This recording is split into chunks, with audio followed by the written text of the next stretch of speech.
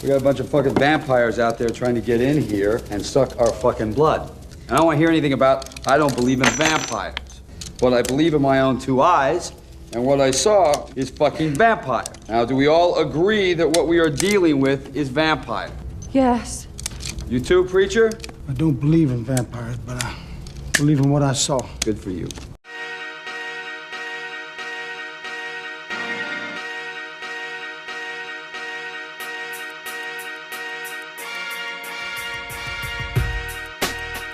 Hey folks, man, this is Monk, and we are back with another episode of Classes of Cinematics, and I'm joined as always by my co-host, Bobby Blockbuster. Yo, yo, yo! Yeah, so we got a big film today, folks, man. We're going to be talking about From Dusk Till Dawn. Mm-hmm. You know, and this film came out in 1996. This film was directed by Robert Rodriguez, co-written by Robert Rodriguez and Quentin Tarantino, and this is an action horror film.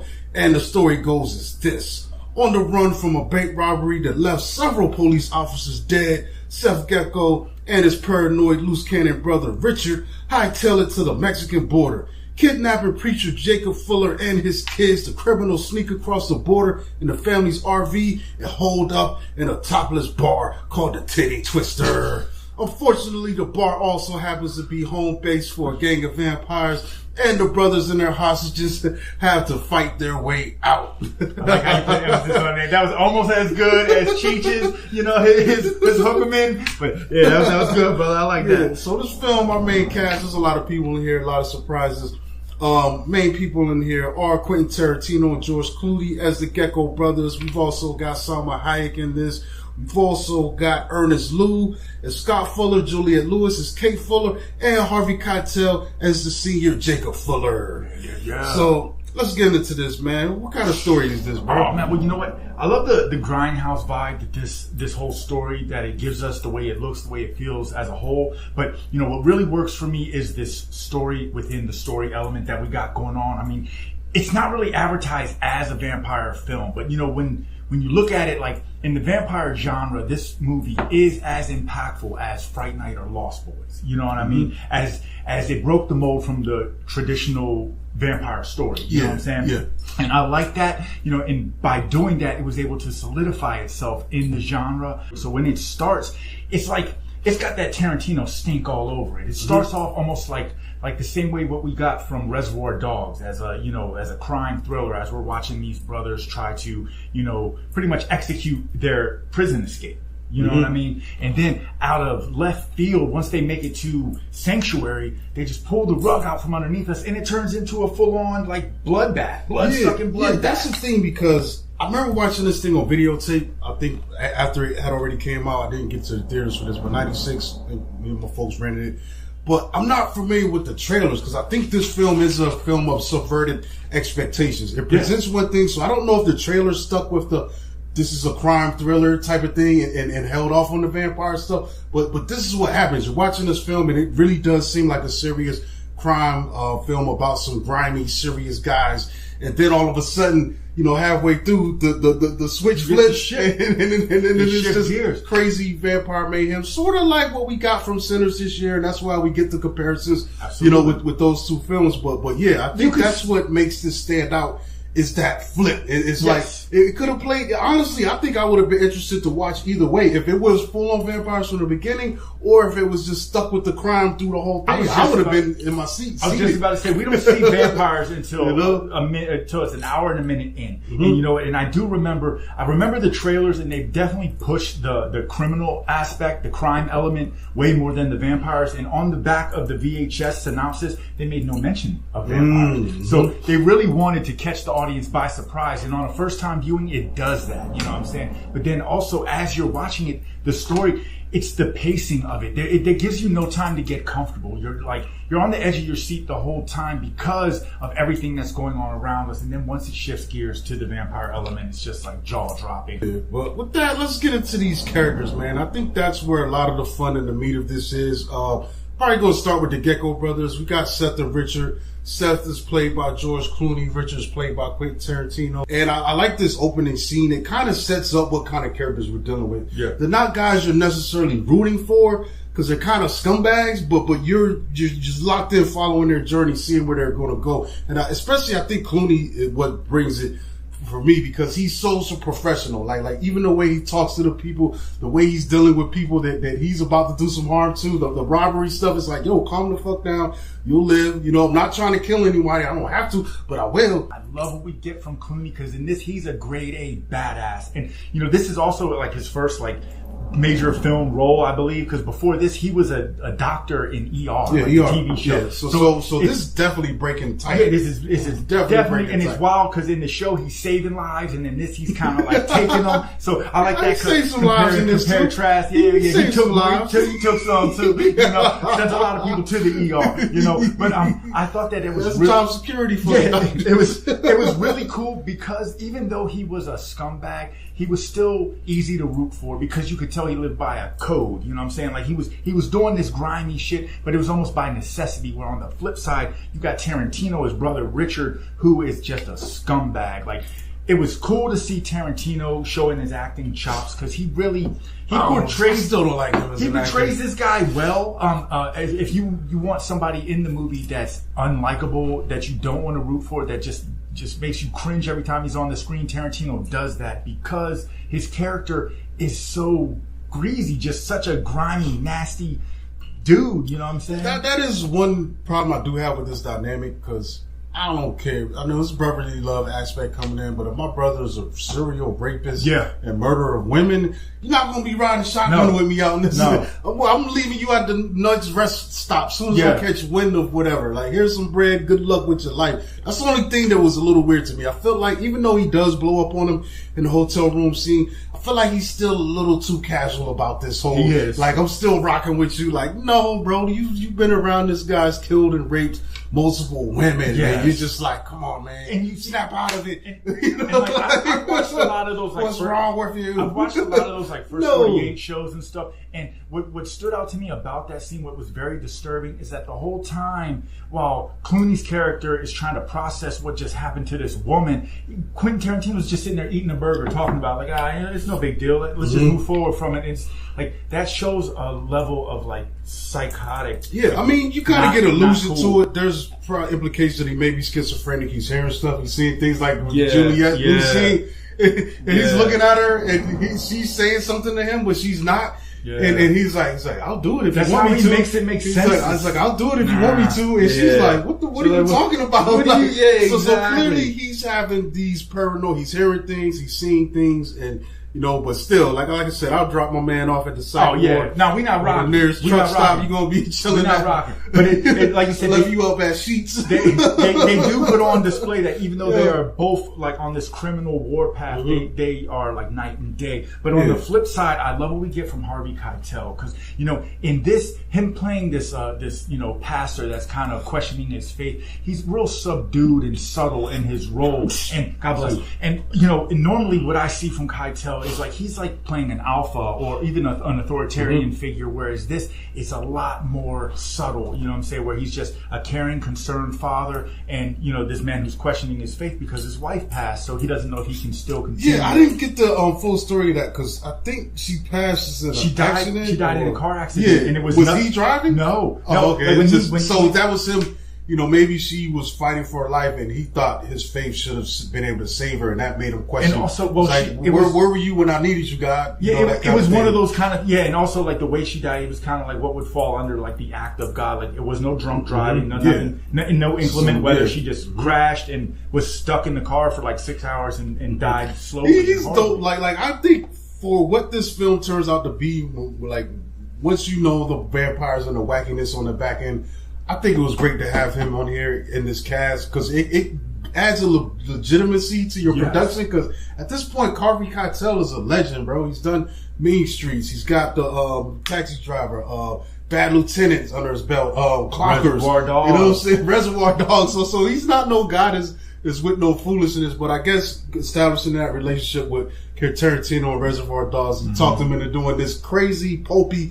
sleazy, B grade exploitation type film, and he has a lot to this picture, bro. He does. Has a lot. And that's why he's top billed. Like, he is the first name you see on casting, because at this point, yes, he was more highly known than Clooney when it came to major motion pictures. Yeah. You know what I'm saying? And on that note, I also really like what we got from Juliette Lewis. You know, like her and Tarantino, they formed a friendship on Natural Born Killers, because apparently Tarantino. Oh, that was done before this, or yes. And Tarantino, right. he actually wrote the screenplay for Natural Born Killers, but then it was so heavily edited by Oliver Stone and company that they just credited Tarantino with creating the story. But, you know, the friendship was formed, and Tarantino wanted to bring her on board. And what I really like about her character is, with all this craziness and this heavy criminal element and the horror vibes with the vampires, she brings a level of, like, innocence to this film. But, and also when it's time to get gritty and hold her own, she does that. And, like, you know, it's almost like she stole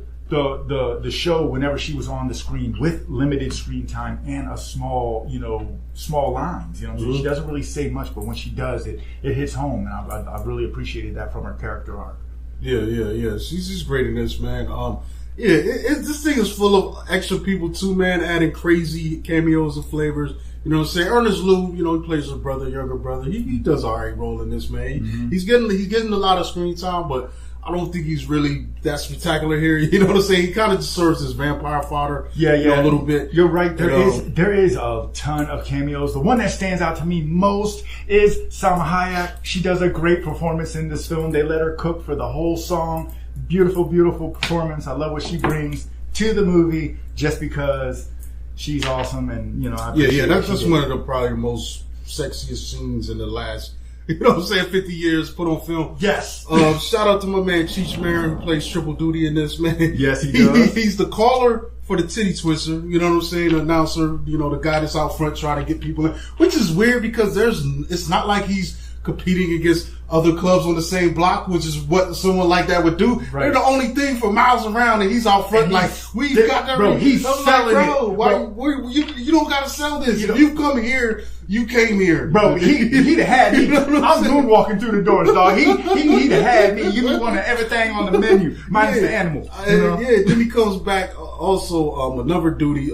He actually plays the you telling me I forgot this one. He was the Border Patrol agent. Yep. You know, when they're trying to cross the border with the Gecko brothers in the back, yes. and Harvey Keitel's dealing with them, and they stop. It's wild too. That's a good scene, though. It really is, and it's wild because they said, like, if you look really close to his name badge, he's wearing his father's police badge. Oh, okay. Used to be some kind of cop in some kind of way. And he plays at the very end. He's the guy that they're coming to meet. Carlos. Eventually, they're trying to.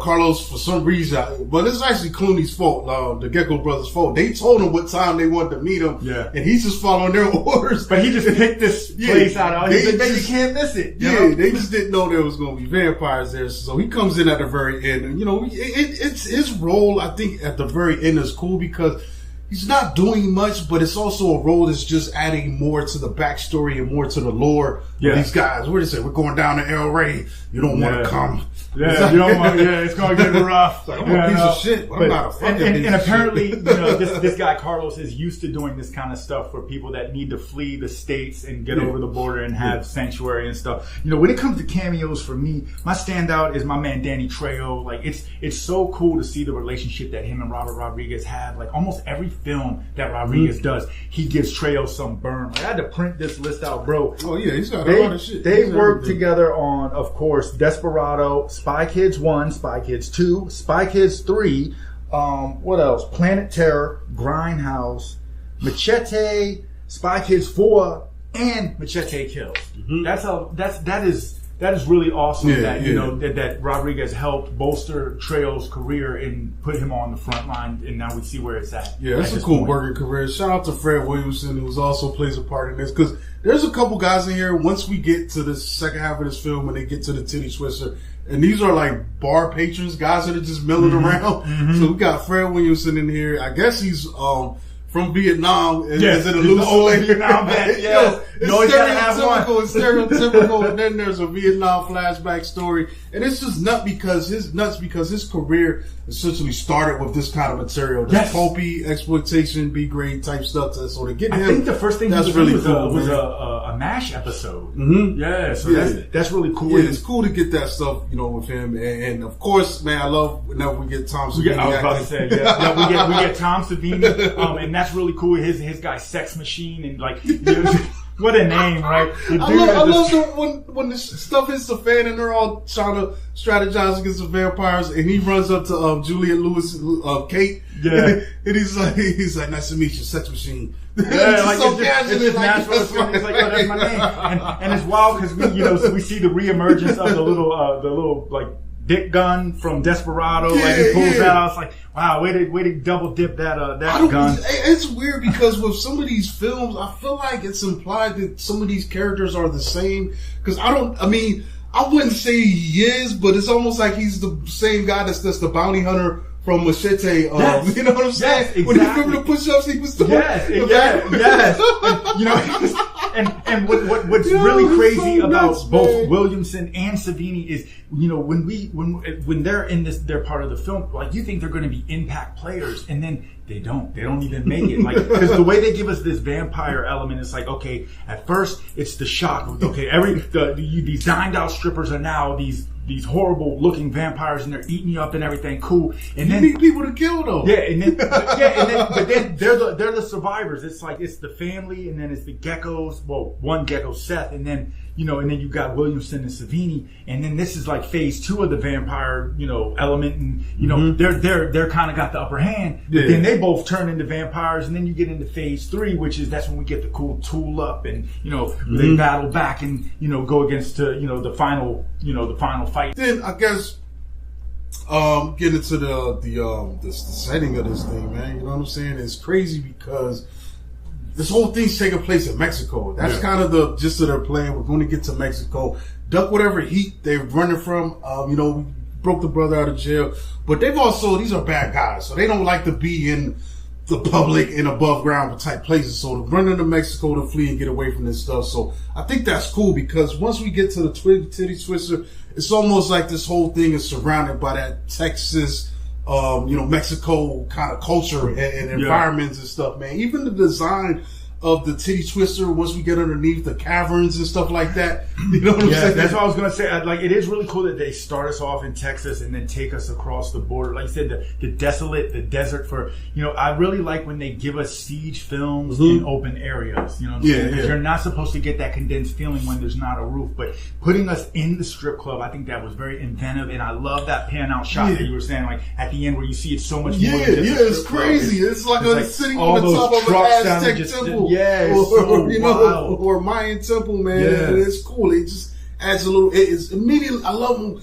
things like that, man. And I feel like I don't mind if a film doesn't give me sequels, even though this one has sequels. But I don't think it addresses. I don't think it addresses what I liked about that ending shot, which is the fact that, like I said, we got this temple. So immediately my brain is thinking, is like, how long has this been going on? How old were those vampires? Like what was this place before? How did it become this truck stop kind of? What was it before? It was the titty twister? Yeah. How did they? Clearly there was a temple there, but they just seemed like they just refaced it. Like what if in the 1700s they was getting cowboys to ride up and doing the same kind of shit? Like a saloon. Yeah, man. Like it's wild. It immediately sparks my imagination and gets me thinking. You know what I'm saying? It does.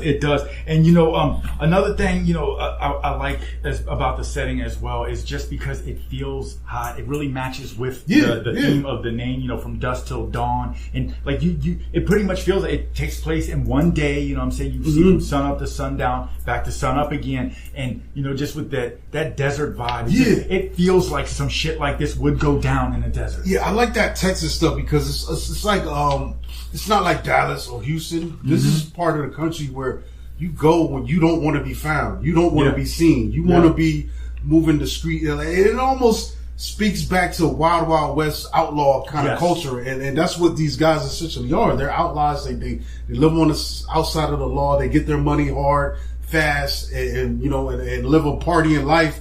Yeah. Just going on from one heist to the next, you know what I'm saying? And existing by the skin of their teeth. And the thing about it too is I'm looking at what happens in that gas station in the beginning. I'm like, yo, this is definitely a film that had to have been made back then. If you put that story in present day, things get a little more complicated. Everyone's got cameras everywhere. Could a couple of guys like this get around far for long? Nah, dude. Shit happens in my neighborhood out here, and this is on the neighborhood app. Yeah. And people's front door cameras and stuff like that. So it's really cool, man. It flashes back to a time that doesn't really exist in America anymore, watching this film. Exactly. And another thing that really works for this film is the special effects. I love the look of the vampires. They were created by a K&B special effects company. It's kind of wild how this all came about, because pretty much this screenplay was Quentin Tarantino's first screenplay that he got paid for, and it was by K&B Special Effects. So they wanted to frontline their special effects talents through this movie, and in return, what they did is they provided free services for the earshot in Reservoir Dogs. They did those effects for Tarantino, and then of course, this movie got put on ice for a little bit. But then after the success of Pulp Fiction, Tarantino brought it to Miramax, bang bang. And when it comes to also I want to shout out to Greg Nicotero too, because he was part of that effects team. Okay, and people will recognize that name from. He's done a lot of work since then, but also I think the most prominent thing that he's worked on recently was the Walking Dead series, TV series. I could see a lot of that in this. Yeah, the zombie effects and all that gory, nasty stuff. When it comes to the look of these vampires, I love when you can get creative with it. And these vampires, they have like a reptilian look to them. I thought it was really cool. With Salma Hayek with the snake and everything, and like her kind of being like Queen Cobra when she transformed. But they all kind of had a very reptile but unique look. Like remember the heavy-set vampire, bro? She rips her stomach off and there's a whole mouth. There's like, some wacky stuff like that. Like they don't just they don't just look like like with the quintessential vampire. Like it looks like something like Dante's Inferno. You ever look at that painting and all those little demons, like how those things look, and they're all a little different and little creepy in different ways. They look like they emerged right from hell. You know what I'm saying? Like a little bit more than just vampires. Yeah, not just straight biology. Not just fangs and wangs. My favorite thing though is Savini, man, when he gets beheaded and he turns into the giant rat. That is crazy. What was that? That is wild to me. You know what? It's kind of tapping into Dracula stuff though. It is. Like we got bats, and even if you look at all the iterations, Dracula could become a bat, a wolf, rats, mist. Like he could change his form, and we see that with these any manifestation of the night, anything that is deemed like creepy or like that does its dirty work during the night, which is really cool. But I also like that, with the character development, they give us enough character development, even with the small cameos, that we get these attachments to these people, and it seemed like they had fun turning each one of them into vampires. You know what I'm saying? Like messing around, especially the main people, giving them distinct looks. Yes, like when Tarantino turned, like bro, he had the biggest vampire head ever, bro. It's almost like Frankenstein. Yeah, bro. And they all got different ticks. Like Fred Williamson has this crazy face thing when he gets bit, and and what's his name? He does look like a rat in a way. His ears get funny. Savini. I love when he's trying to hide it, like his hands. He's like trying to like keep it from everybody. Yeah, he's trying to like he get bit. That's quintessential. And there's always going to be someone who gets bit but tries to hide. I think this film is like on the back end. This film turns into like a dark comedy. They're definitely having fun with this material, man. I love the shot of Fred Williamson. He's standing. It looks like Batman Begins when he called the bats to the to the building. And he's just standing there, and they're like, it's like, bro, this is definitely Batman, yo. They're definitely making fun of that, like, and that's, for me also, another standout part of this film is the dialogue, the banter between the characters. Like, that's what really brings the funny. You know what I'm saying? I feel like, just the things that are being said in some of the most serious situations, or like the running joke where George Clooney, he's like, okay, ramblers, let's get rambling. Okay, hard drinkers, let's drink hard. It's like, dude, who has the wherewithal to make these little punchlines in a crisis situation?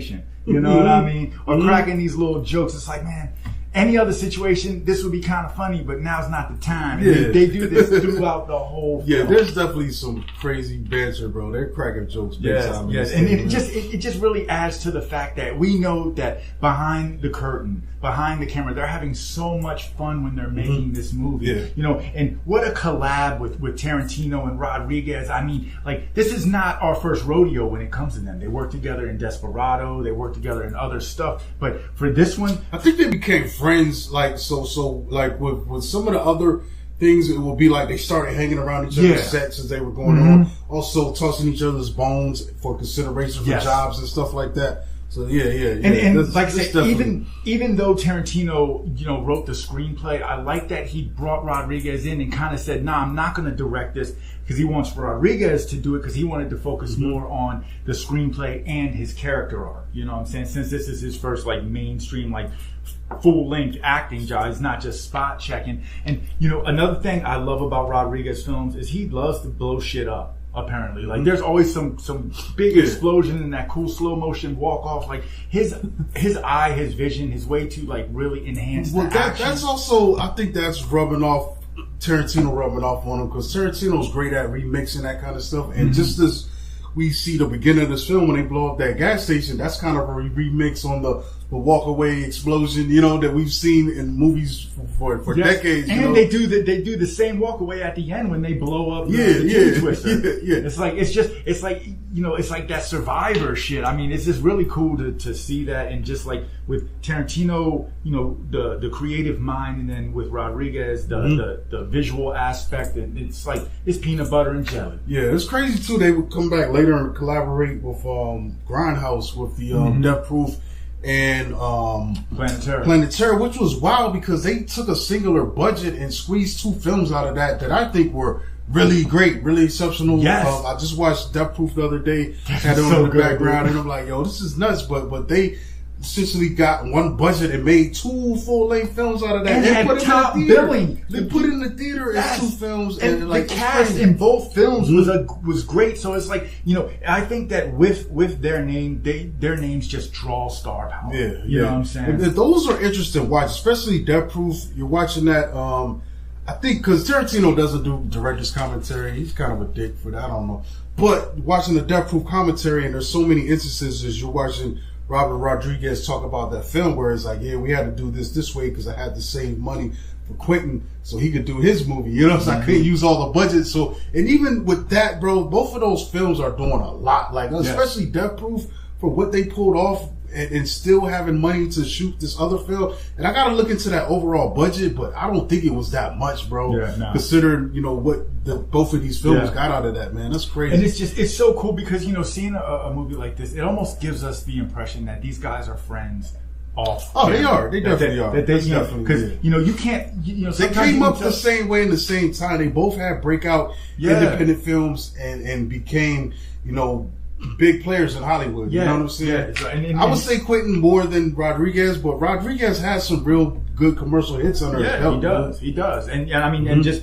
with Tarantino, with all of the screenplays or the behind the scenes work that he does, he's been an impact player for a while, you know. So it's nice to see that they can work together so seamlessly because they actually have a real life friendship. You know what I'm saying? And also, before we close this out, shout out the soundtrack, Tito and the Tarantula. They're the band that play in the Titty Twister. My man had the torso guitar. They are the only vampires that get away. So, you know, but so, you know, shout out to Living, even when you're the living dead, right? Yeah, but overall, man, this is a great watch, man. Definitely a fun time, man. Every time I put it on, it's fun, man. It plays, man. Both halves of the film are great.